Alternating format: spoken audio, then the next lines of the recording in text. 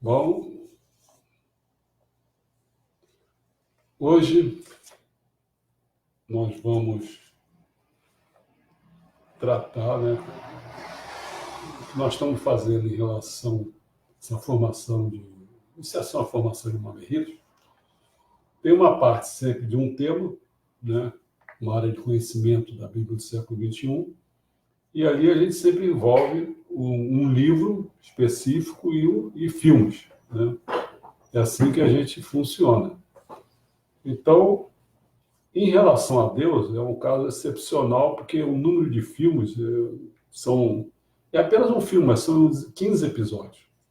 Então, nós já fizemos 5, e hoje eu vou fazer 4 juntos, que seria o Poder dos Milagres, que é o número 6, o número 7 é o Escolhido, o número 8 é o Céu e Inferno, e o número 9 é Deus Existe. Aí vai ficar faltando 6, né?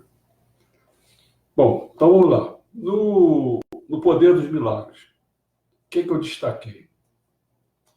Qual foi a contribuição assim, de botar alguma coisa da Bíblia do século XXI nesse episódio, chamado Poder dos Milagres? Foi quando as pessoas que leram aí, que viram o filme e tal, né? É sempre assim, ó, coloca o filme e coloca a transcrição do filme, né? Tá tudo ali. Então tem uma pessoa que caiu lá, não sei de que número do andar alto a dessa. Aí o Morgan Freeman pergunta à pessoa: você caiu lá de cima? O que disseram os médicos? Os médicos disseram: você é um milagre. Aí o cara respondeu: você é um milagre.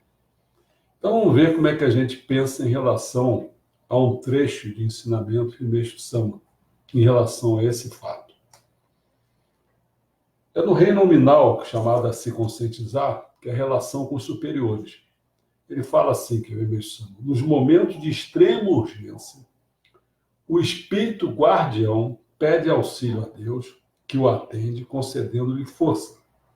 As graças recebidas nestas circunstâncias são o que chamamos de milagre. É o espírito guardião quem opera os milagres. Entretanto, para realizar grandes milagres, ele solicita o apoio de Deus. Foi escrito 5 de setembro de 1951. Então, quando o Morgan Freeman pergunta: você que é lá de cima, o que disseram os médicos? Os médicos disseram que é um milagre. Mas aqui Meixo Sama está tentando explicar o que seria quem que seria o ocasionador dos milagres. Então ele está colocando a questão do espírito guardião, né? E até no outro texto que é chamado assim, constituição corporal a desenvolver, corpo espiritual é composto por alma, mente e espírito.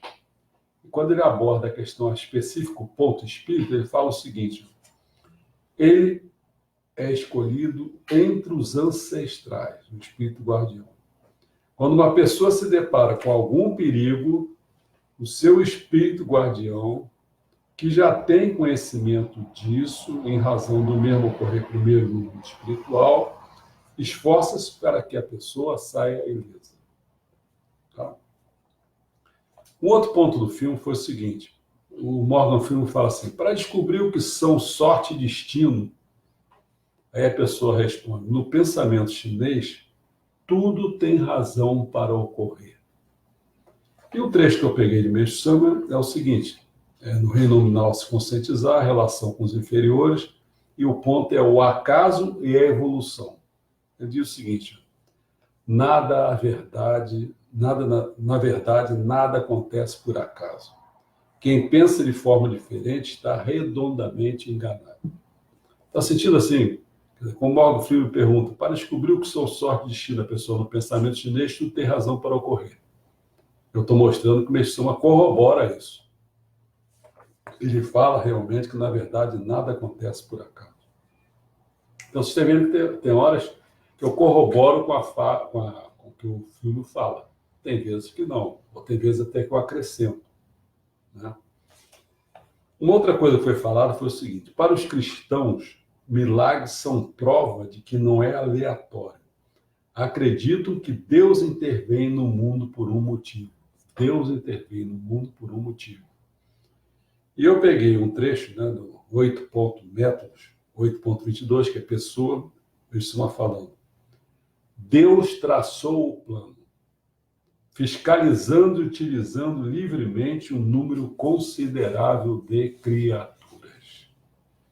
Quando eu pergunto assim, para os cristãos milagres são prova que não é aleatório, acredito que Deus intervém no mundo por um motivo, eu estou dizendo sim, Deus traçou o plano fiscalizando e utilizando, entendeu? Uma outra parte do filme diz assim, ó, esse ainda, né, esse filme do Poder dos Milagres. Os romanos viam milagres de modo diferente. Antes de se tornarem cristãos, os romanos tinham muitos deuses. Acreditavam que os deuses controlavam o seu destino e tudo era decidido por eles, os deuses. A arqueóloga Valéria Regin me diz que os deuses determinavam até resultados esportivos. Aí o Morgan Freeman fala assim, como o jogo combinava com a ideia de destino se você ia acabar onde tinha e acabar? Aí a pessoa respondeu, eles acreditavam que o destino era pré-determinado, mas nem por isso eram passivos. Eles faziam o possível para ter os deuses junto com os seus homens. Aqui eu vou mostrar, que o Mestre Sama coloca a coisa, que realmente ele vai fazer a distinção, quando fala destino era pré-determinado, ele vai fazer a distinção entre que é o destino e predestino. Predestino sim, é pré-determinado, destino não. Vamos lá. Ele fala assim, ó, vou agora dizer qual é o trecho que eu fico falando. No item 2, Constituição Corporal Desenvolver, no item 2.2, Corpo Espiritual composto por alma, mente e espírito. Então, no ponto que fala da alma, entendeu? Eu fico falando muita coisa. Então, eu vou começar dizendo direto, né? Talvez esse ponto de vista reforce o esclarecimento do Mestre Sama dizer que o homem depende de seu pensamento. Nós é que traçamos o nosso destino. E fala mais assim, predestino é algo atribuído a uma pessoa em caráter definitivamente, de maneira alguma pode ser mudado. Como o nascimento limitado a 1 ou 2, 3 planos do mundo espiritual, filiação, sexo, raça, país, karmas, já o destino depende do esforço feito para se atingir nível mais alto ou mais baixo desse plano, para se receber suas vibrações, como, por exemplo, fazer uma visita a condenado na cadeia ou conviver com seu líder religioso. Quer dizer, então, pode ir para um nível mais alto ou mais baixo. Fazer visita a condenado é uma coisa mais baixa. Fazer uma visita ao líder, conviver com o líder religioso, uma coisa mais acima. Agora, você nota que tem coisas que são faladas que é predestino, né, como se fosse aquela carteira de identidade nossa, né? Fala ali a filiação, raça, sexo, você vê que hoje a gente pode dizer assim, pô, o negócio está mudando. Porque se o camarada nasce de um sexo, daqui a pouco ele pode fazer uma operação e reverter o quadro, né? Então, quer dizer que uma das duas coisas, ou a gente vê o predestino, algumas coisas que são atribuídas a predestino vão deixar de ser, ou então, por mais que as pessoas façam operações ou o que seja, ele realmente não conseguiu mudar o predestino dele. É como se fosse assim. Ele veio, espiritualmente, ele veio homem. Se ele vai cortar o pênis e daqui a pouco vai botar, isso aí é físico. Está entendendo? Essa situação tem que... É como se dissesse assim, você não está aceitando o seu predestino. O seu predestino é esse. Está entendendo a questão? Bom, aí tem uma hora que o camarada fala assim, você fez meu mapa? O Morgan Freeman. E o cara, fiz. Temos você aqui, 1º de junho, então 1937, 2 da manhã, está correto? Seu mapa nos mostra que mais de 120 estrelas estão localizadas na hora do seu nascimento. Elas configuram um certo campo de energia que impacta a qualidade e o sucesso de sua vida. Na China não chamamos isto de astrologia, chamamos de cálculo do destino. Ele cobre sua vida em períodos. O que é que Meixo Sama fala? A história registra que, inclusive no Ocidente, houve uma época que se dava muita importância à astrologia. E os mestres religiosos consultavam os astros para ver a sorte ou o infortúnio, a felicidade ou a infelicidade do homem, para analisar as doenças, etc. A astrologia teve, pois, uma importância mundial. Na China, a ciência da adivinhação também tomava por base os novos planetas. Para Meixo Sama, não é sem cabimento o interesse que os antigos tinham pelos estudos dos astros. Essa é uma questão que a gente tem que começar a ver as coisas da seguinte maneira. Vou me colocar na questão. Eu, quando me tornei messiânico, eu ficava em busca de tentar uma adivinhação dessa, ou alguma coisa que me indicasse. E como eu era matemático, as coisas que vieram para mim foram os números. E eu sabendo aquela questão dos números sagrados, 1 até 9, né, até 10, às vezes 11, não sei. Aí eu via assim, bom, eu pegava qualquer coisa que eu visse, de casas ou de carro, qualquer coisa, eu pegava, fazia o somatório e via qual era o número que dava, né? Por exemplo, nasci em 1944. 1944. 12 de 6 de 1944. O que é que eu fiz? 12 é 1, 2, dá 3. Com mais 6 de junho, dá 9. 1944. 9 com 1 dá 10. Com 4, 14. Com outro 4, 18. Com mais 1, né? Não, já deu 18. Ou seja, 18 o que é? 1 mais 8 dá 9, entendeu? Então seria o número 9. Mas eu olhava também para casa, sei lá, 484. 484 eu pegava 8, 4, 12, 4, 16, 1 mais 6 dá 7. Aí eu ficava vendo, mais ou menos, tentando ver a situação daquela casa, a situação minha, entendeu? Tanto é que a igreja se baseava nisso, né? Queria alugar uma casa, ela ia ver o número da casa. Se o número da casa, somatório, acabasse dando 4, ela não alugava aquela casa, entendeu? Então, o 4 está associado a um número que não é. O 4 está associado a um número que é como se fosse assim, a evolução do mundo, é a hora que o mar de lama se instaura, né? Então, o Sol não está presente, que seria o 5, depois a Lua 6, a Terra 7, vai por aí afora.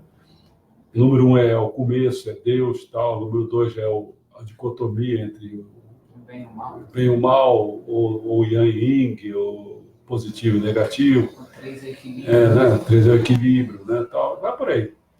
Então, o problema, quando ele está falando isso, as pessoas, antigamente, eles tinham que ter um amparo, mas um amparo tipo que fosse uma linguagem, você está entendendo? Uma linguagem diferenciada, porque a linguagem do Japão, os números para o japonês, eles têm um significado enorme.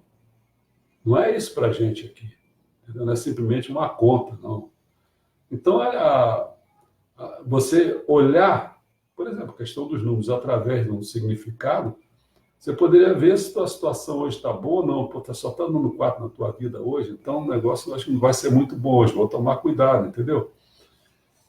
Então, essas coisas existiam, né? Mas hoje as coisas vão mudando, então a era do dia cresce, não sei o quê, os ensinamentos foram colocados, então você pode hoje usar outros instrumentos, entendeu? Bom, outra coisa sobre o escolhido. Mas deixa eu só, então, Pode falar. A questão do milagre aí. Rapidinho. Esse episódio do Morgan Freeman, o milagre foi aquele que um cara caiu. Isso. E o irmão dele morreu. Caiu junto, o irmão morreu e ele não morreu. Então, assim, a gente pode entender que se o antepassado é um ancestral, aquele irmão concluiu a missão dele, né? Isso. No momento que ele morreu e o outro não morreu. A gente chama concluir a missão, às vezes assim, tomando só o aspecto positivo, né? Mas às vezes não, aquele irmão tinha muito mais mácula que o outro. Entendi, tá. Então aí não tem proteção. Porque aí o guardião, o antepassado que está ali, não sei o que, não teve a força para protegê-lo. Ou isso. Tá. Ou o cara também não tinha merecimento. Tá. Né? Bom, sobre esse negócio agora do escolhido, tem uma hora que do filme fala assim, né? Escolhido do Budinha, né? Aquele Budinha. Assim, eu sabia do risco, sabia que eles só aceitam a religião deles, mas tenho certeza que fui escolhido por Deus. Eles me prenderam e me levaram ao hotel, fiquei lá um mês sendo interrogado todo dia, de manhã até a noite. Aí o Morgan fala assim para ele, quer falar nisto? É o cara. Foi muito difícil, eles me punham no meio do quarto, me mandavam ficar imóvel. Eu tinha de ficar ali 6 horas sem me mexer. Ou eles entravam e gritavam comigo, mas aconteceu uma coisa que não sei explicar. De repente, minha mão esquerda foi esquentando. Abri a mão devagar e vi um brilho como ouro em pó. Foi quando senti que Deus falou comigo. O Espírito Santo está segurando sua mão. Não temo, pois estou com você. Aí senti muita paz. Acho que eu sorri e ouvi os outros dizendo, ele está sorrindo, isso não deu certo. E um guarda entrou e mandou eu ir me deitar. Bom, deixa uma fala dessa situação. Diz assim, ó, quando se fala em interrogatórios da Polícia Especial, todos logo imaginam que seja de caráter extremamente feudal. Mas desta vez foi incomparavelmente brutal e rigoroso. Foi terrível. Cheguei a pensar, na realidade, Deus não precisava chegar a tal ponto. Mas, por outro lado, também pensei, como tem uma missão muito importante, é natural que sofra mais que as pessoas comuns, né? Não há razão, ele disse assim, nesse episódio também foi terrível, no outro, não há razão para que não saiba. Se tentar, o cara falando, o interrogador dele, se sentar, fingir ou mentir, não lhe perdoaremos. Uma vez que as palavras de Noé coincidem com as do funcionário do banco, não adianta você me chama, negar. São 2 contra 1. É claro, portanto, que você está mentindo. Aí me chama, por mais que eu pense, eu acho que eu estou certo. Imagine o cara falando, se você não vai lembrar de um problema tão evidente. Seria tão fácil se falasse com franqueza. O negócio demora porque você tenta distorcer as coisas. O que aconteceu com o Mochama? Ele desmaiou. Aquele brutal para aquilo, Aí ele recobrou o sentido. Aí o cara continuou, começa a lembrar. Aí me chama, isso é uma tortura cerebral. Aí me chama, invocou o espírito que havia se encarregado daquele problema e ficou sabendo a quantia aproximada, enunciou-a com clareza e finalmente o depoimento ficou encerrado. Após 22 dias de interrogatórios, ele foi libertado no dia 19 de julho. Bom, vamos agora para o céu e o inferno. Tem uma hora que uma pessoa fala assim, eu estava grávida da minha filha e fui internada antes. Ela tinha problema no rim e seus batimentos cardíacos estavam muito fracos. E me disseram que faria uma cesariana, que era perigoso esperar. Tive problemas para respirar e desmaiei. Fiquei sem pulso durante 8 minutos. Aí o mal do filho. Podemos definir isso como morte. No sentido clínico, talvez. Meu coração parou, não ia sangue para o cérebro, aí eu morro. Certo? Então você desmaiou. Eu lembro de estar bem acima do meu corpo. Vi o corpo deitado e gente ao redor. Eu era Cristo, mas não tinha relação com nada daquilo. Estava acontecendo, mas você não se envolvia, correto? Senti algo me puxando à esquerda, como que dizendo, vamos? Sim, certo, eu vou. Comecei a me mexer, passei pela parede e saí num lugar branco como um flash.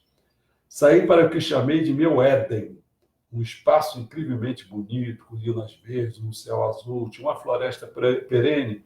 À minha esquerda, uma cascata de pedra coberta de musgo, que era mais que linda. Eu senti que o lugar e eu eram uma coisa só. Dos 2 lados eu tinha meus guias espirituais, o que chamamos anjos. Eles eram altos e magros, pareciam que usavam túnicas. Eles me disseram que eu poderia ficar ali no Éden, que poderia ir para o que viria a seguir ou poderia voltar.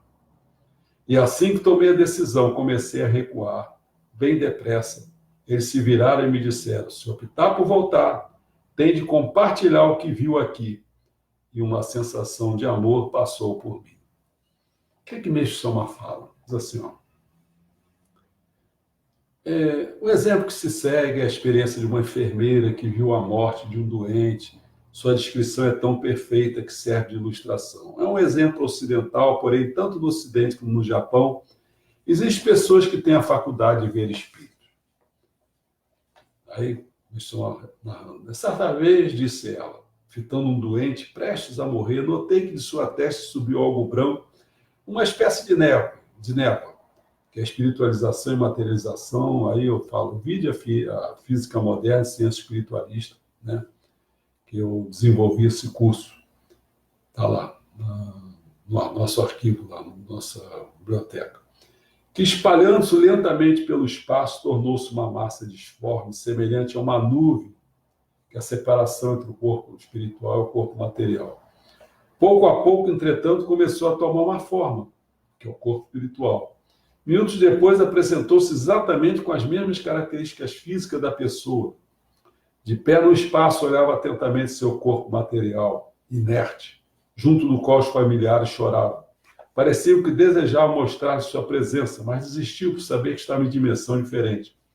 Mudou então de posição, dirigiu-se para a janela e saiu suavemente. E tem aqui uma mais fortezinha, que foi a mãe do reverendíssimo Watanabe, né?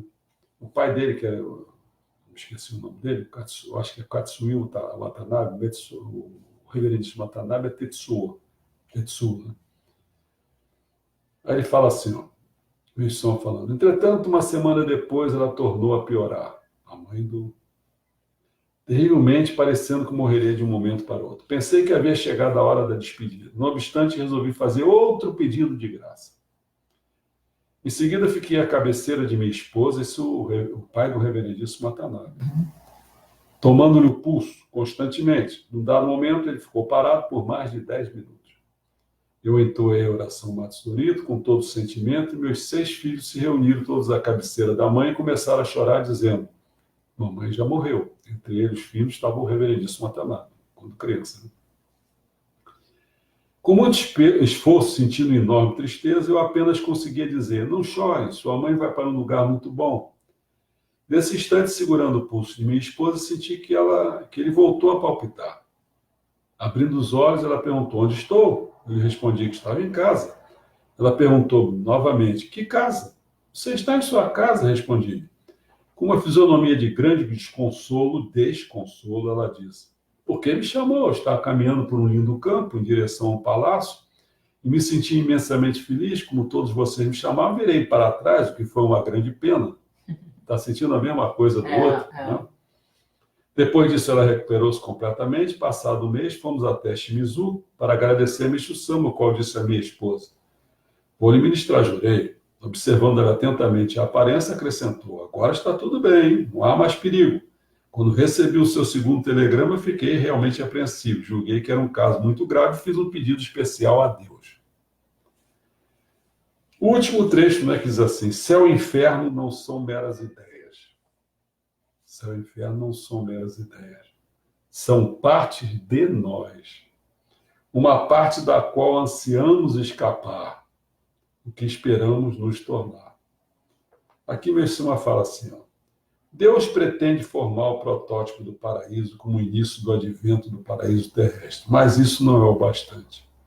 Compete a cada homem tornar-se um ente celestial. Ali eu falo em cima, que não são meras ideias, né? Uma parte da qual se é um destacar, está lá dentro de nós, né? E é chegado esse momento, naturalmente seu lar será paradisíaco e todos os componentes da família virão a ter uma vida celestial. Somente assim poderão ser salvas as pessoas que sofrem no inferno, né? E o último ponto, que é o que Deus existe, né? Uma pessoa fala assim, é importante lembrar o que Deus é. Ele não é uma coisa que procuramos no universo. É o contrário. Não é uma coisa que procuramos no universo, é o contrário. Deus é o motivo para ver o universo. Ou seja, não posso provar cientificamente sua existência, mas vou lhe dar um exemplo. Quando me casei, disse a minha mulher: só acreditarei que me ama quando me provar isso. Mas o que eu tenho de fazer é ter fé e acreditar que ela me ama. À medida em que a conheço melhor, nosso amor cresce. E também minha fé que ela me ama também. E se eu conhecer Deus melhor, minha confiança que ele existe cresce. Entendeu? Porque aí um trecho fala assim: aquele Deus, até aquele Deus que vem sendo adorado como supremo está abaixo da segunda classe.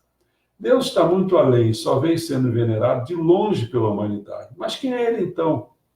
Não é outro senão o Senhor e Criador do universo. Vou repetir, não é outro senão o Senhor e Criador do universo, ou seja, o princípio criador de tudo. Aquele a que os povos vêm se referindo como Jeová, Logos, segunda vinda de Cristo, Messias, Miroco, etc. Então você vê que a compreensão sobre Deus, ela cresce. No fundo, na minha palavra é o seguinte: à medida em que você cresce. Só quem pode entender realmente se Deus Supremo está lá na camada 181, só quem se aproximar daquelas camadas é que pode ter uma visão de Deus.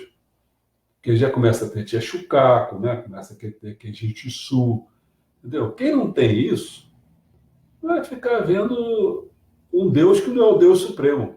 E ele está adorando, ele é capaz de até adorar, sei lá, uma raposa, né? Porque não tem um lugar lá no Japão que tem aquele cemitério lá.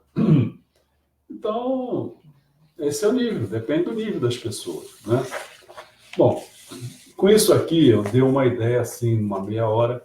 Agora eu ando assim pesquisando os filmes, os melhores filmes os melhores livros que existem, que são assim mais lidos, né? Assim como eu peguei aquele trecho do judeu, né, que é agnóstico, que é ateu, Homo sapiens, do Homo sapiens, Homo Deus, quer dizer, então tratei o homem com aquele livro. Então também fui buscar, entre os 10 mais vendidos, o livro do, sempre não sei falar esse nome, Stephen, do cara da... Hawkins, não sei, Stephen Hawking, sei lá. É aquele que ficava na cadeira de roda, se comunicava com... através, acho que até ele falava com aquela voz toda parecendo uma máquina, né? Tal.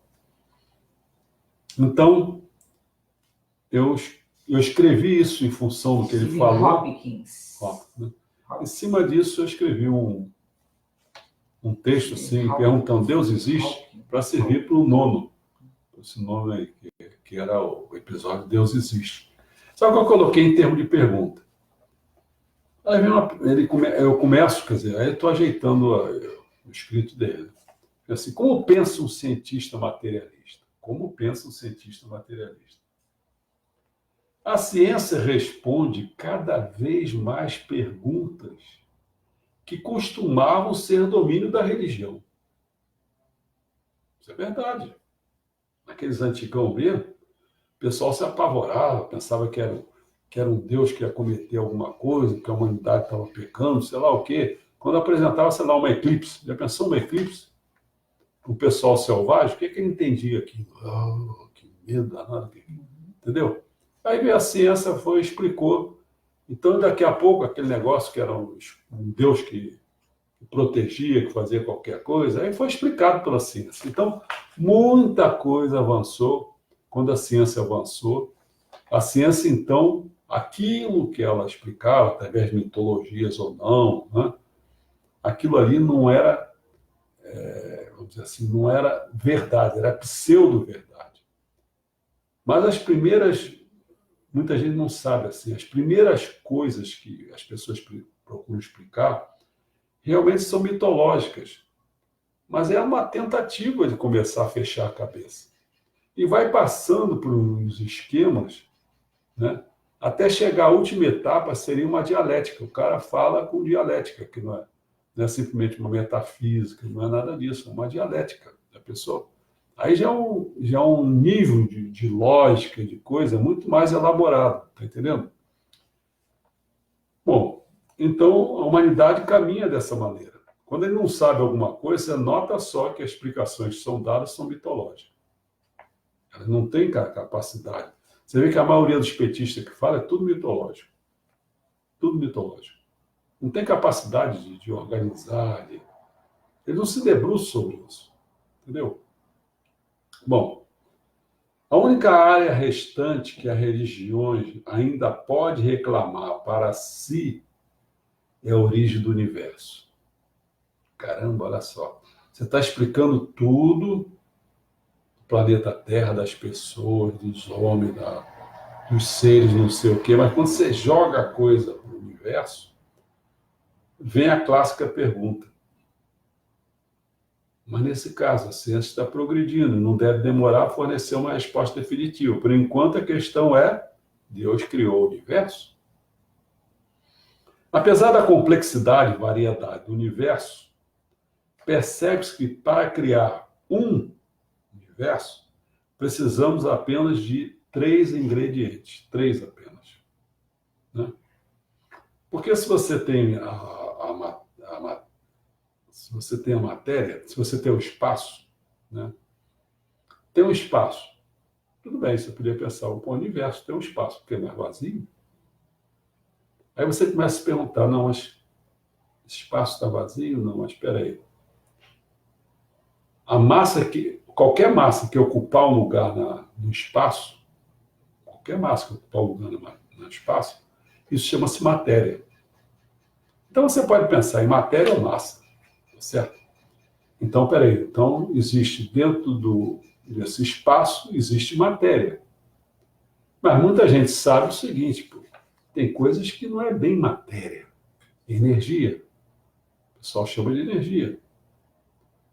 Mas acontece que a fórmula de Einstein, que é energia igual a massa vezes a velocidade da luz ao quadrado, então, entendendo que isso aí é uma constante, que é 300 mil quilômetros quadrado, 300 mil quilômetros por segundo ao quadrado, isso é uma constante.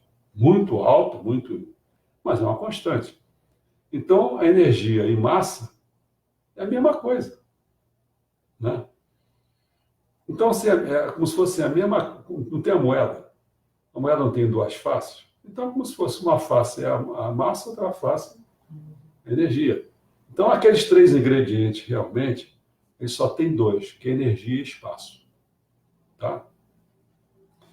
Então, a pergunta agora viria o seguinte, bom, Deus criou o universo? Era a pergunta, vamos trocar. Deus criou, teria criado, então, a energia e o espaço? Pois como explicar o universo inteiro e fantasticamente imenso de espaço e energia pode se materializar do nada? É preciso um Deus para dar início de modo que o Big Bang pudesse fazer bang? Há cientistas que acham que a ciência tem uma explicação mais convincente do que a existência de um Criador divino. Mas, peraí, vamos lá. Nossa experiência cotidiana nos leva a crer que tudo o que acontece foi causado por algum evento prévio. Assim, nada mais natural se acreditar que alguma coisa, um Deus talvez, tenha feito o universo. Mas quando se fala sobre o universo como um todo, não é necessariamente assim. Imagine um rio correndo pela encosta de uma montanha. O que causou o rio? A chuva que caiu nas montanhas. Mas o que causou a chuva? O sol que esquentou o oceano. Mas o que fez o sol esquentar? A fusão em que átomos de hidrogênio se unem para formar hélio, liberando vastas quantidades de energia no processo. Mas de onde veio o hidrogênio? Vem do Big Bang. Então, as leis da natureza dizem que não só o universo pode ter surgido sem ajuda, como um próton, e não ter exigido nada em termos de energia, como também é possível que nada tenha causado o Big Bang. Nada. Porque essa que é a questão. Quando o pessoal levanta a questão para o Big Bang, que o Big Bang foi construindo tudo isso, né? Tudo, formando esses prótons, elétrons, não sei o quê, para dentro da explosão. E aí aquilo ali foi virando poeira cósmica, foi não sei o quê, e virou tudo isso, os seres todos que existem, tudo isso. É assim que é o negócio, né? Mas a clássica pergunta que vem é o seguinte, tá bom, veio o Big Bang, mas quem criou o Big Bang? Entendeu? Aí Continuando, o pessoal vê de outra maneira. Algo incrivelmente maravilhoso aconteceu com o tempo no instante do Big Bang. O próprio tempo começou. Epa, peraí. Com o Big Bang, o tempo começou? Antes não tinha tempo? Para compreender essa ideia espantosa, considere um buraco negro flutuando no espaço. Um buraco negro típico é uma estrela tão maciça, com tanta massa, governada pela força da gravidade. Não é eletromagnética, nem a força nuclear fraca, nem forte, não. É a massa. Tanto é que quando eles querem unificar essas coisas, essas quatro forças, que é o grande anseio unificar isso tudo. Teria uma vitória excelente. Só que a força da gravitacional sai fora dessa esfera. Né? Então, essa atração, né, é tão massivo, tão cheio de massa, né, que nem mesmo a luz consegue escapar da sua gravidade. Nem mesmo a luz. É por isso que são quase totalmente negros. Sua atração gravitacional é tão poderosa que não só dobra e distorce a luz, como também o tempo. Para entender como, imagine um relógio sendo sugado para dentro dele. À medida que o relógio se aproxima, ele começa a ficar cada vez mais lento. O próprio tempo começa a desacelerar. Agora imagine que o relógio, ao entrar no buraco negro, é claro, presumindo que suportasse as forças gravitacionais extremas, chega a parar. Ele para não por estar quebrado, mas porque dentro do buraco negro, o próprio tempo não existe. E foi exatamente isso que aconteceu no nascimento do universo. Ou seja, o tempo não existia. Aí se acredita que o papel desempenhado pelo tempo no começo do universo é a chave final para eliminar a necessidade de um grande projetista e revelar como o universo criou a si mesmo. Não se pode voltar a um tempo anterior ao Big Bang, porque não havia tempo antes do Big Bang. Finalmente se encontra algo que não possui uma causa, porque não havia tempo para permitir a existência de uma. Assim significa que não existe a possibilidade de um Criador, porque ainda não existiu o tempo para que nele houvesse um Criador. Deste modo, quando se pergunta se um Deus criou o universo, é dito que a pergunta em si não faz sentido. O tempo não existia antes do Big Bang. Assim não existe tempo no qual Deus produziu o universo. É como perguntar onde fica a borda da Terra. A Terra é uma esfera e não tem borda. Procurá-la seria um exercício fútil. Na opinião desses cientistas, é que Deus não existe. Ninguém criou o universo e ninguém governa o destino do ser humano. Não há céu, nem um além-túmulo. Acreditar em vida após a morte não passa de uma ilusão. Quando se morre, se volta ao pó. Só se continua vivendo a influência que se deixa como nos genes, que é passada adiante para os filhos. Tem-se apenas esta vida para apreciar o grande plano do universo e se pode ser extremamente grato por isso. Isso é como pensa um cientista materialista. Agora, como pensa um cientista espiritualista? Já que o cientista materialista usou Einstein, então aqui se emprega também o Einstein com a sua teoria da relatividade. Eu, ao lecionar o curso Física Moderna e Ciência Espiritualista, mencionei o cálculo do tempo, envolvendo uma viagem de uma nave espacial, considerando alguns dados, sendo os principais o seguinte: a massa da nave e da Terra, a velocidade da luz para a velocidade da nave, e uma distância muito grande entre a Terra e o planeta origem, no destino da viagem. O objetivo era calcular o tempo de viagem medido por 2 observadores. O que eu fiz de propósito? Peguei 2 irmãos gêmeos. Um entrava dentro da nave e o outro ficava na Terra. Bom. E aí o que aconteceu?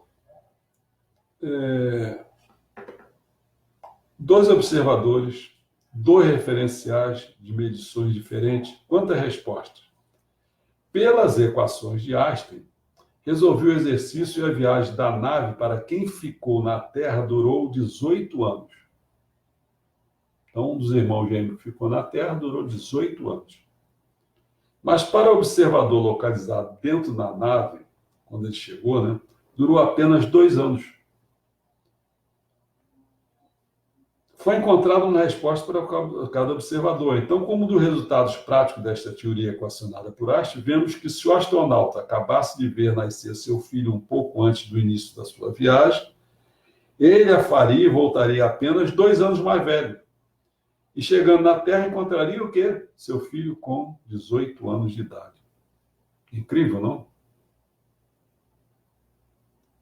Aí o tal cientista poderia espernear, dizendo que o tempo não existe, que andar na velocidade da luz é impossível ao ser humano. E eu também diria que Deus está fora do espaço-tempo. Ele não está limitado por eles. E seria impossível também um relógio entrando no buraco negro suportando as forças gravitacionais extremas. Entendeu? Ele supõe lá, supõe daqui. Já o Messias Meixo Sama afirma no seu ensinamento dele que tempo é Deus. Epa! Né? Escreveu também, ele também escreveu um ensinamento, Deus existe também.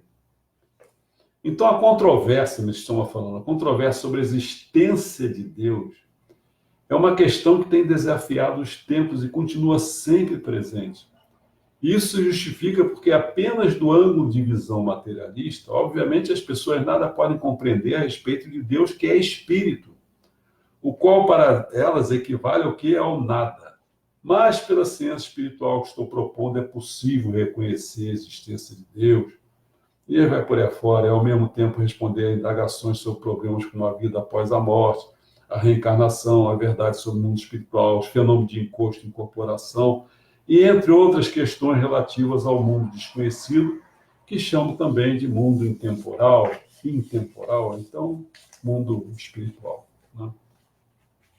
Com isso aí, nesses quase 50 minutos, penso que nós demos uma ideia desses 4 filmes, né, falando a respeito de Deus, né, em várias situações, né, inclusive essa última, que é Deus existe, do céu e inferno, e vai por aí afora. Né? Amanhã vocês sabem que nós vamos falar sobre uma questão interessante. Amanhã nós vamos pegar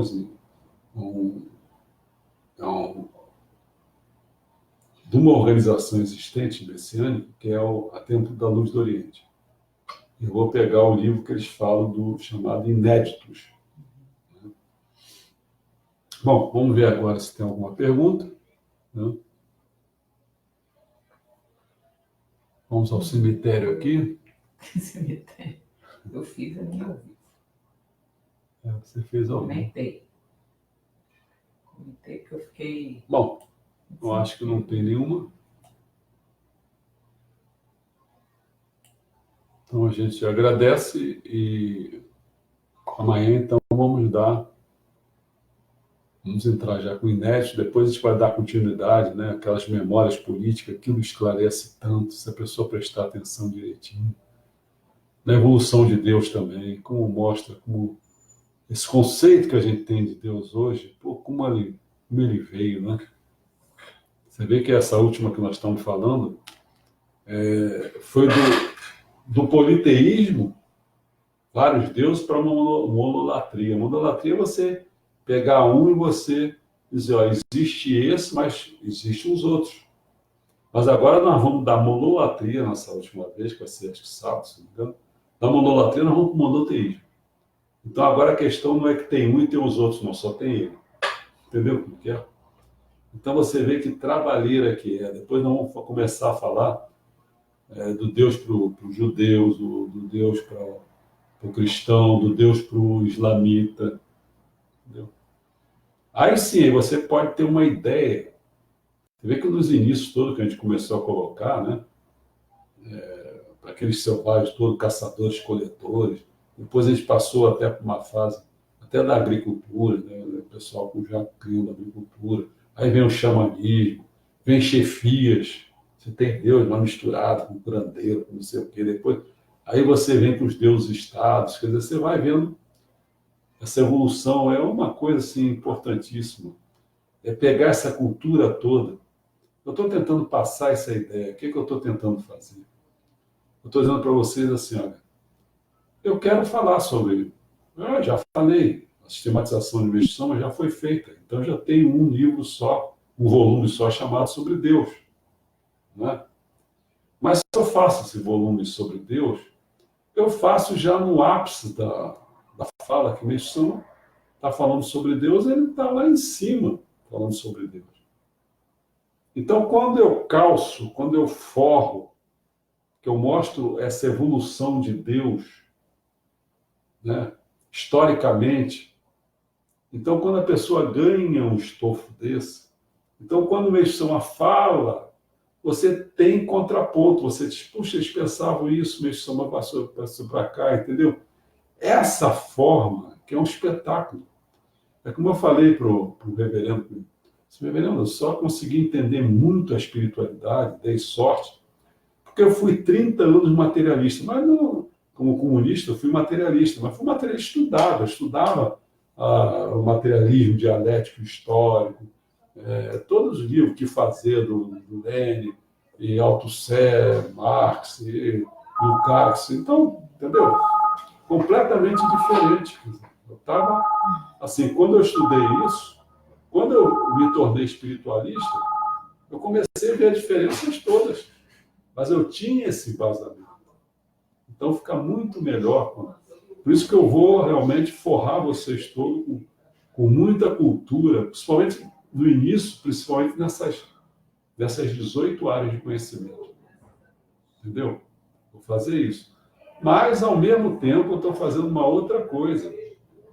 Eu vou fazer, talvez, assim, eu não comecei, não vou começar. Começar a forrar vocês com a cultura em geral, com os grandes livros que existem. Já mapeei só 160 livros, mas porque eu quis pegar apenas um livro de um autor. Então, tem 160 autores que eu acho bom para...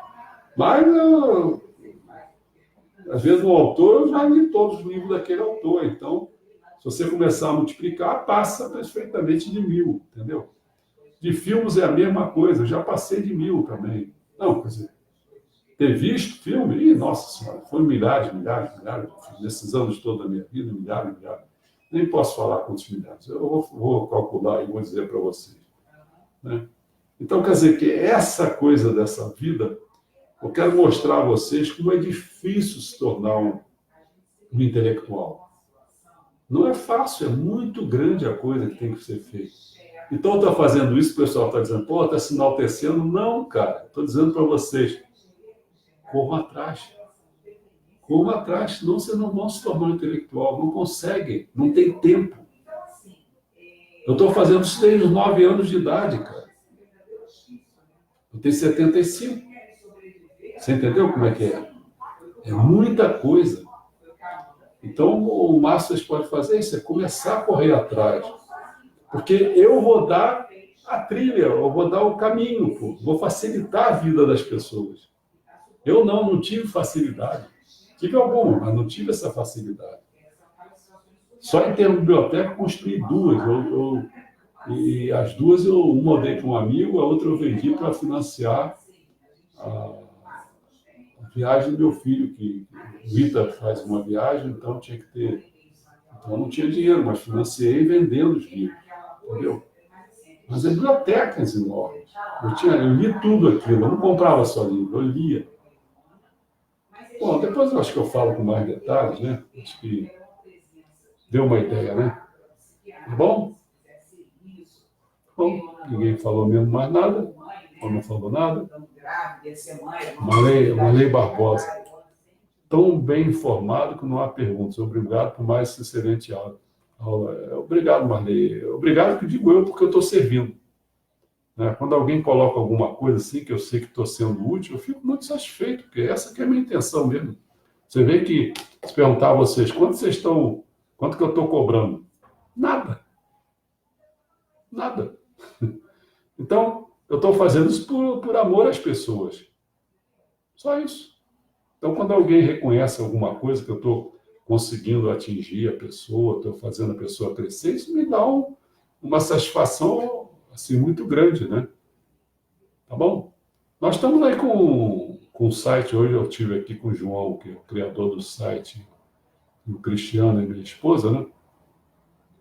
A gente só não sabe o momento ideal para colocar esse site. Esse aqui é o problema. A coisa basicona é porque nós não temos.